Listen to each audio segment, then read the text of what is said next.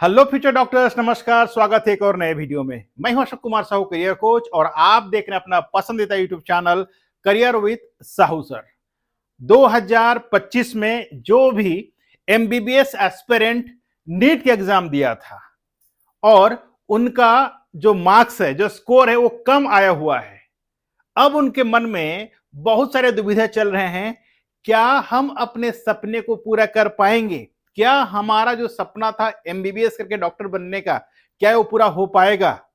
इस तरह का तमाम मन में जो विचार आ रहे हैं हर एक स्टूडेंट के मन में, वो सबको आज मैं इस वीडियो के माध्यम से क्लियर करने वाला हूं। अगर आप भी एक स्टूडेंट हैं जिनका स्कोर कम आया है नीट 2025 में और आपके मन में असमंजस चल रहा है कि कहां से हम एमबीबीएस करें, क्या हम एमबीबीएस सीट मिलेगी, कितना खर्चा हो सकता है, इन तमाम चीजों के बारे में आज मैं आपको विस्तार से बताने वाला हूं।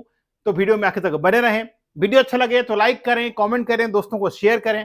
पहले बार चैनल पे आए हैं तो सब्सक्राइब कर लें, क्योंकि इसी तरह का इंफॉर्मेटिव वीडियो मैं हर दिन लेके आता हूं जो आपका करियर के लिए बहुत ज्यादा हेल्पफुल हो सके।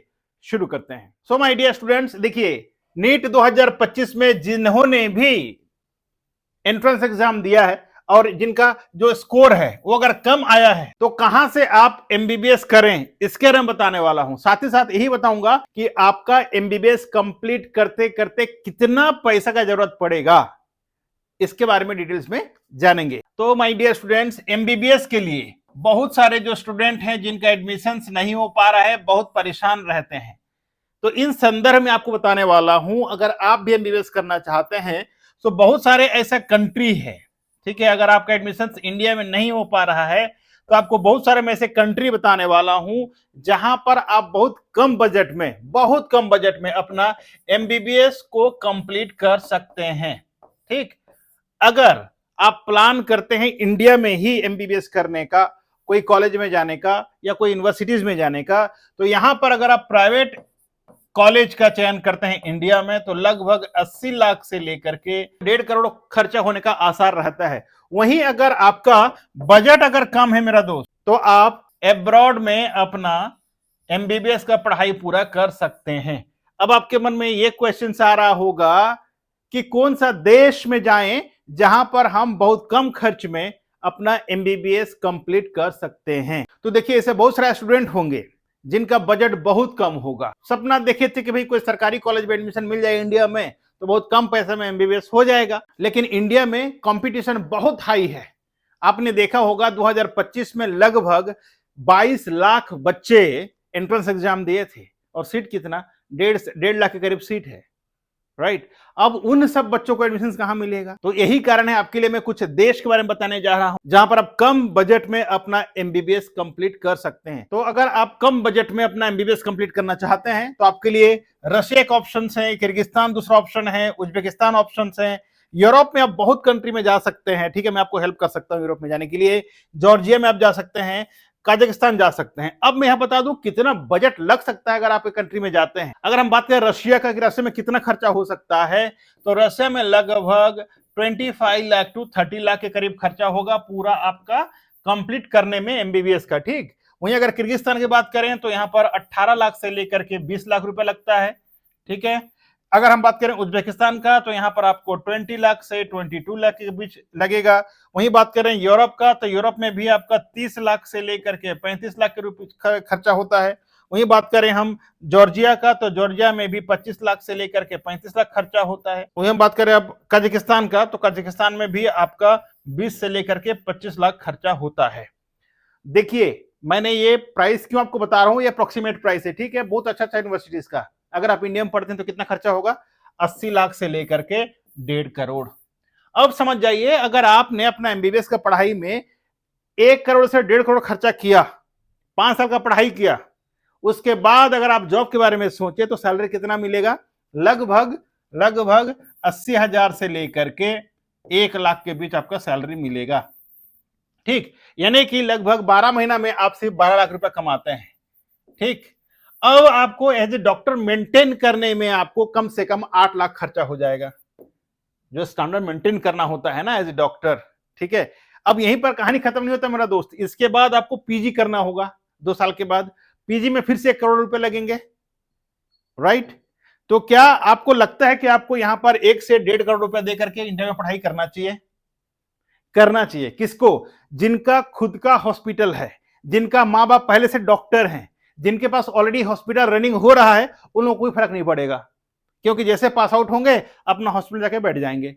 लेकिन जिनके पास कुछ नहीं है, जो पहले बार एमबीबीएस का पढ़ाई कर रहा है, उनके लिए तो मैं ये बिल्कुल भी सजेस्ट नहीं करता हूं। फिर भी अगर उनका सपना है डॉक्टर बनने का, तो क्या करें? ये जो कंट्रीज है दोस्तों, यहां जाके आपको प्लान करना चाहिए पढ़ने का।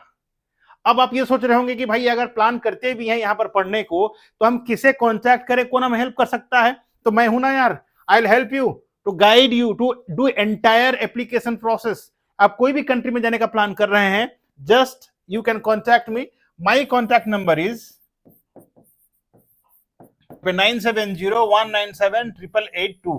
ठीक है, मतलब आप इसमें व्हाट्सअप करें, व्हाट्सअप करेंगे तो मैं आपको डिटेल्स भेज दूंगा, कौन सा कंट्री का कितना रुपया खर्चा होने वाला है और आप कैसे एडमिशन ले सकते हैं, टोटल कितना खर्चा हो सकता है।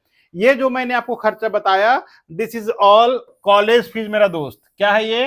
दिस ऑल कॉलेज फीस है। इसके अलावा आपका अलग से जो खर्चा होता है, that would be for your application fees. ठीक है, एक होगा आपका एप्लीकेशन, ठीक है, दूसरा होगा आपका फूडिंग एंड एकोमोडेशन। ठीक है, इसका अलग से आपको खर्चा देना होता है, वो आपको मैं डिटेल्स में भेज दूंगा कि कितना खर्चा हो जाएगा।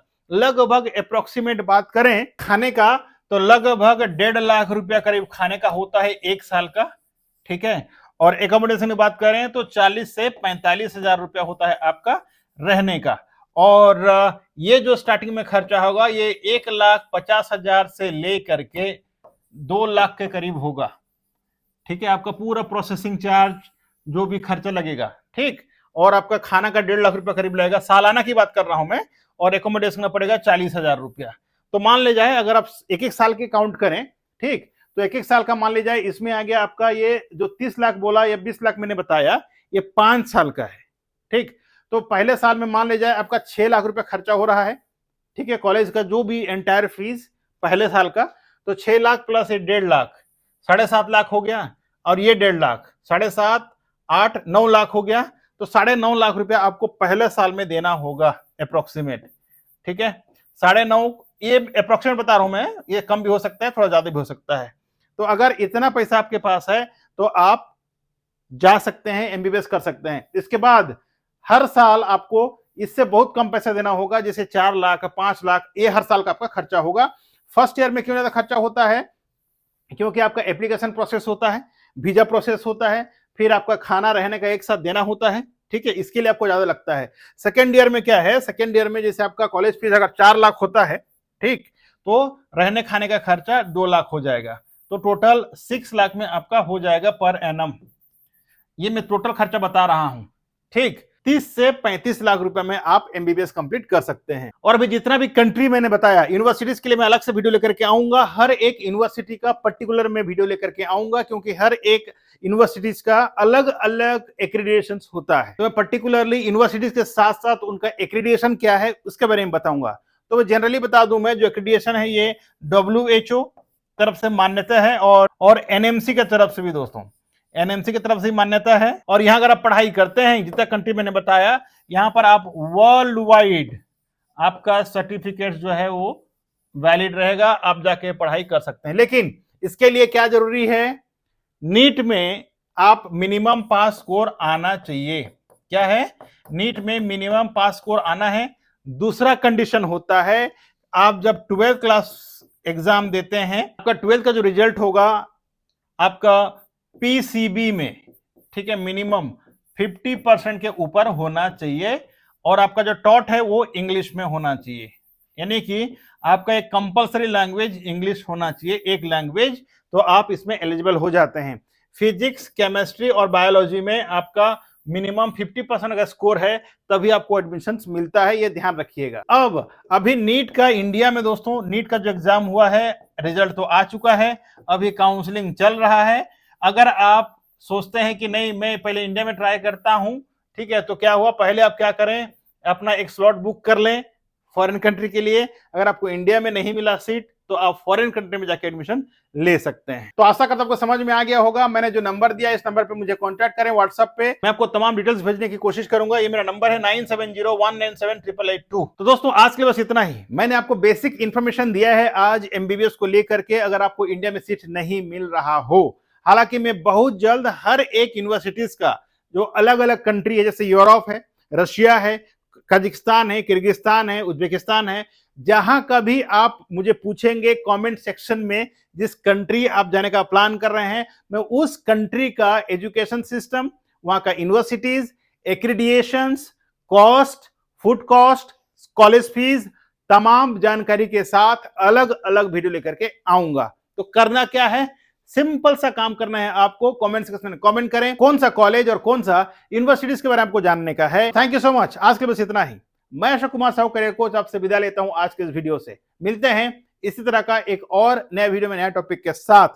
तब तक के लिए आप अपने नए कॉलेज का सर्च करते रहें और आगे बढ़ने का प्रयास करते रहें। धन्यवाद। जय हिंद, जय भारत।